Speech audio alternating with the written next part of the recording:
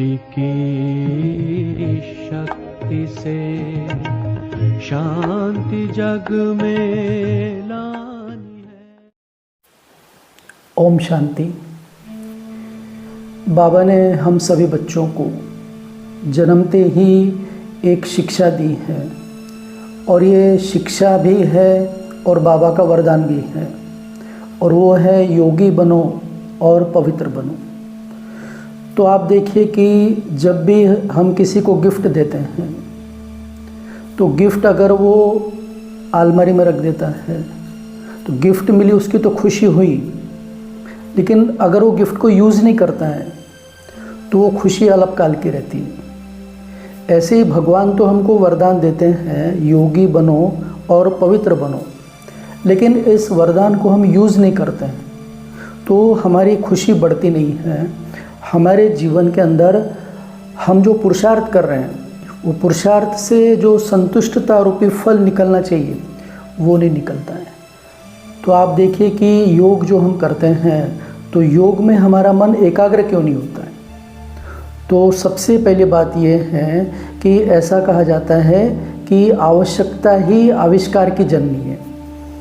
आज आप देखो कि मनुष्य की आवश्यकताएं बढ़ते जा रही हैं, तो दिनों दिन नई नई खोज की जा रही है। ऐसे ही हमको ये सोचना है कि हम जब शिव बाबा की याद करते हैं, बाबा ने हमको कहा है कि योगी बनो, जो बाबा की मूल शिक्षा है कि अपने को आत्मा समझ मुझे याद करो। तो योग में हमारा मन एकाग्र क्यों नहीं होता है। भाई हम 1 घंटा योग कर रहे हैं, लेकिन 1 घंटा योग करने के बाद में उसका रिज़ल्ट क्या निकल रहा है, हमको खुशी कितनी मिल रही है, हमारे अंदर शांति कितनी आ रही है, ये हमको चेक करना है। क्योंकि अगर हम चेक नहीं करते हैं तो हमारी जो प्रोग्रेस है वो होती नहीं है। हम एक समान मार्ग पर चलते रहते हैं, उसका जो हमारा योग का ग्राफ है वो ऊपर नहीं बढ़ता है। योग के अंदर हमारी रुचि निर्माण होनी चाहिए, योग के अंदर हमको आनंद आना चाहिए। जो बाबा ने हम सभी को कहा है कि अतीन्द्रिय सुख पूछना है तो गोपी वल्लभ की गोपियों से पूछो। तो बाबा ये गोपी वल्लभ है, हम उसकी गोपियाँ हैं। तो हम कितना प्यार में रहते हैं, कितना योग के अंदर हमको एकाग्रता का अनुभव होता है। तो आप देखिए कि योग से शांति मिलती है। भाई कहते हैं ना मेडिटेशन करो मन शांत होगा, लेकिन हमारा मन अगर शांत है तो ही हमारा योग लगेगा। योग से शांति मिलती है ये तो बात की बात है, लेकिन अगर मेरा मन शांत नहीं है, मेरे मन में सेटिस्फेक्शन नहीं है, ज्ञान से भरपूर नहीं है, तो योग नहीं लग सकता है। आप देखो कि कोई अगर बिज़नेस शुरू करता है पैसे कमाने के लिए, तो उसको कुछ धन पहले इन्वेस्ट करना पड़ता है। धन से धन निर्माण होता है। भाई जीरो से धन नहीं आ सकता है। आप 1 बोरा गेहूँ बोएंगे तो 100 बोरा गेहूँ निकलेगा। तो शांति से शांति को जागृत करना है। तो इसीलिए अगर हम सही में योगी जीवन का आनंद लेना चाहते हैं तो हमें शांति की साधना करनी पड़ेगी। और हमारे जो बाबा मम्मा, इन्होंने बैठ कर घंटों ये तपस्या की है, शांति की साधना की है। आज हम अपने आप से पूछे कि मैं कितना समय बैठकर साइलेंस का अनुभव कर रहा हूँ। भाई मुझे अकेलापन बोर होता है क्या? जब मैं अकेला हूँ तो साइलेंस कितना हो रहा हूँ? जितना हम साइलेंस होते जाते हैं उतना हमारा जो ब्रेन है इसका ट्यूनिंग होते जाता है, हमारी बुद्धि शार्प होते जाती है। बुद्धि जब शार्प होती है तो बुद्धि का योग परमात्मा से लगता है। एक कहानी बताते हैं कि एक बहुत बड़ा लकड़े का व्यापारी था। उसको लकड़े काटने वाले एक मज़दूर की आवश्यकता थी। वो मज़दूर को ढूंढ रहा था। एक व्यक्ति आता है, वो कहता है कि मैं 500 रुपये एक दिन का लूँगा और मैं आपको ईमानदारी से लकड़े काट कर दूँगा। तो मालिक कहता ठीक है। पहले दिन वो जो मज़दूर है वो 50 लकड़े काट डालता है। तो मालिक को बड़ा खुशी होती है कि मुझे तो बहुत अच्छा काम करने वाला मिल गया। 1 हफ्ते के बाद में मालिक देखता है कि अब ये 45 ही लकड़े काट रहा है। तो मालिक के मन में संशय आ जाता है कि शायद इसकी काम करने की प्रवृत्ति कम हो रही है, भी पगार तो उतना ही मिल रहा उसको डेली का। फिर 1 महीना हो गया तो इसके 40 ही लकड़े काट रहा हूँ।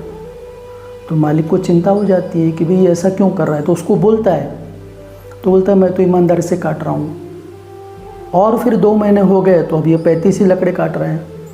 तो मालिक जब उसको बुलाता है तो बोलते हैं आप देखो दिन भर मैं तो सुबह से लेकर शाम तक लकड़ा ही काटते रहता हूँ।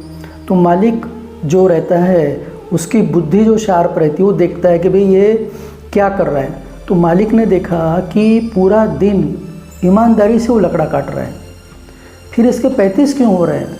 तो मालिक के दिमाग में आया, मालिक ने उसको बुलाया कि तू 2 महीने से लकड़े काट रहा है, लेकिन तूने कुल्हाड़ी को धार किया क्या। वो कहता है मुझे टाइम ही नहीं मिलता है। अरे तू कुल्हाड़ी को धार करने के लिए अगर टाइम नहीं निकालेगा तो लकड़ा काटने का तेरा एवरेज बढ़ेगा कैसे।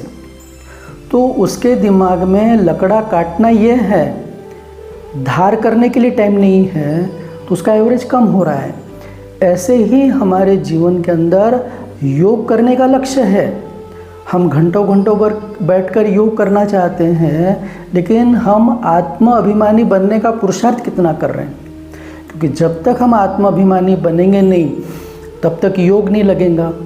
आप देखो कि आप आधा घंटा आपको योग करना है, तो आधा घंटा अगर मुझे योग करना है तो 20 मिनट मुझे बैठकर अपने आप को आत्मचिंतन में ही रहना पड़ेगा। बाबा की याद, बाबा तो कहते सेकंड में जीवन मुक्ति। बाबा तो सर्वशक्तिवान है, वो तो ज्ञान का सूर्य है। आप 5 मिनट भी अगर उससे कनेक्ट हो जाते हैं तो उसकी एनर्जी आपको मिल जाती है। लेकिन आपके अंदर वो पात्रता है क्या, आपकी बुद्धि की शार्पनेस है क्या, आपकी बुद्धि की एकाग्रता है क्या। तो 20 मिनट अगर हम देही अभिमानी बनने का अभ्यास करते हैं, अपने आप को साइलेंस करते हैं, भी मेरा पूरा ध्यान यहाँ मेरे एनर्जी पॉइंट है भ्रुकुटी के बीच में, उसके ऊपर रह रहा है और मैं यही चिंतन में हूँ कि मैं हूँ ही आत्मा। अपने आप को बार बार कन्विंस करा रहा हूँ कि मैं आत्मा हूँ। बुद्धि इधर उधर भटकती है, बुद्धि को समझाना है कि वो भी आत्मा है। अभी मुझे उसका चिंतन नहीं करना है, अभी जो मेरा समय है ये आत्म अभिमानी बनने का है। इसलिए बाबा ने बार बार अपनी मुरलियों में हमको समझाया है कि जो देही अभिमानी है वही महावीर है। कई मुरलियों में बाबा ने कहा है कि आपको 8-8 घंटा अशरीरी बनने की मेहनत करनी है। आत्माभिमानी बनने की जो मेहनत है ये हमारे योग के शक्ति को बढ़ाती है। भी शांति मेरे मन को चाहिए, लेकिन मन ही शांत नहीं है। मन को परमात्मा की शांति ग्रहण करने के लिए मन के अंदर शांति की पात्रता चाहिए। तो इसीलिए जब हम सोल कॉन्शियस करते हैं तो जिस प्रकार वो लकड़ी काटने वाला अपनी कुल्हाड़ी की धार तेज करता है, ऐसे ही आत्माभिमानी बनने से हमारी बुद्धि की शार्पनेस आती है, हमारा जो मन है वो शांत होता है, हमारे अंदर एकाग्रता की शक्ति आती है। जितना हम यहाँ एकाग्र होते हैं, कंसंट्रेट करते हैं, और ये 8 घंटे की बात नहीं है, सुबह से लेकर शाम तक अगर हमारे बुद्धि में ये लक्ष्य है कि मुझे योगी जीवन का आनंद लेना है, योग को जो कहते हैं कि अतीन्द्रिय सुख मिलता है, योग के अंदर मुझे रस आना चाहिए। अगर मुझे ऐसा लगता है कि योग में रस आना चाहिए तो उसकी जो ये पूर्व विधि है, सोल कॉन्शियस बनना, बीच बीच में ट्रैफिक कंट्रोल करना, अर्थात रुको, थोड़ा सा रुक जाओ, यहाँ बुद्धि को केंद्रित करो, अपने आप को कन्विंस कराओ कि मैं आत्मा हूँ, मुझे सर्वशक्तिमान परमात्मा की शक्ति को कैच करना है, मुझे अपने आप को पावरफुल बनाना है। तो वो लगन चाहिए। आप देखो कि यज्ञ कुंड जो रहता है, तो यज्ञ कुंड की जो अग्नि है वो निरंतर जलती रहनी चाहिए। इसलिए बार बार उसके अंदर आहुति डाली जाती है, लकड़ी डाली जाती है, तिल डाली जाती है, जौ डाला जाता है, ताकि वो अग्नि जलती रहे। ऐसे ही हमारी लगन की अग्नि ये सतत प्रज्वलित रहे। अगर और वो उसमें कौन सी लकड़ी डालना है, तो संकल्पों की। मैं हूँ ही आत्मा, अपने आप को समझाना कि मैं हूँ ही आत्मा, क्योंकि आत्माभिमानी बनना इतना आसान काम नहीं है भाई। ये बड़ी लंबी खजूर है, क्योंकि हमको पता ही नहीं है कि 2500 साल से हमारे रग रग में देहाभिमान भरा हुआ है, और ये जो देहाभिमान है ये विकारों के रूप में निकला नहीं है, अंदर भरा हुआ है। तो इसीलिए आत्माभिमानी बनने की जो प्रैक्टिस है, ये प्रैक्टिस जितनी ज़्यादा हम करते हैं, जितना ज़्यादा इसके अंदर हमारे को इंटरेस्ट आता है, रियलाइज़ होता है। रियलाइज़ का अर्थ है सेल्फ रियलाइजेशन, कि मैं कौन हूँ, ये मुझे अनुभव होना चाहिए। भाई हमको स्पष्ट दिखाई दे कि ये आत्मा यहाँ चमक रही है, यही मैं हूँ। और फिर उस आधे घंटे में 20 मिनट सोल कॉन्शियस होने के बाद फिर 10 मिनट आप शिव बाबा को याद करो। हम क्या करते हैं, बैठे बराबर शिव बाबा को याद करेंगे, मैं परम धाम में हूँ, शिव बाबा की शक्ति मेरे ऊपर आ रही है, फिर मन और कहीं भटक जाता है, फिर और कई बातें आती है, तो वो एकाग्रता नहीं आती है। इसीलिए अगर हम चाहते हैं कि योग में हमको एकाग्रता का अनुभव हो, तो जितना ज़्यादा हम देही अभिमानी बनने का अभ्यास करते हैं, देहाभिमान को ख़त्म करते जाते हैं, तो यही हमारे योग में सफलता दिलाती है और यही हमारे जीवन का लक्ष्य भी हो, वो मार्ग भी हो। तभी हमारा जीवन जो है ये सफल योगी जीवन होता है। और योगी जीवन जो है ये हमारे को संतुष्टता रूपी फल प्रदान करता है। ओम शांति।